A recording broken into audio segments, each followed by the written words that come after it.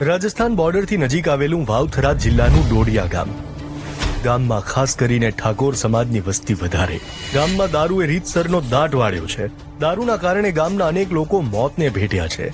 ગત August September મહિનામાં જ 3 વ્યક્તિનું દારૂ પીવાથી મોત થયું. માટે હવે દારૂની બદીથી કંટાળી ગામ લોકોએ કડક નિયમોનો સહારો લેવો પડ્યો છે. ત્યારે હાલ ગામની સ્થિતિ શું છે, દારૂબંધી માટે કેવા નિયમો બનાવાયા છે, આ બધું જાણવા દિવ્ય ભાસ્કર ડોડિયા ગામ પહોંચ્યું. સૌથી પહેલા અમારી ટીમ કુંવરશીભાઈ ઠાકોરના ઘરે પહોંચી, જેમનું થોડા સમય પહેલા દારૂ પીવાથી મોત થયું હતું. તેમના મોતથી પત્ની અને 2 બાળકો નોંધારા થઈ ગયા છે. પતિના મોત બાદ હવે ઘરની તમામ જવાબદારી પત્ની પર આવી ગઈ છે.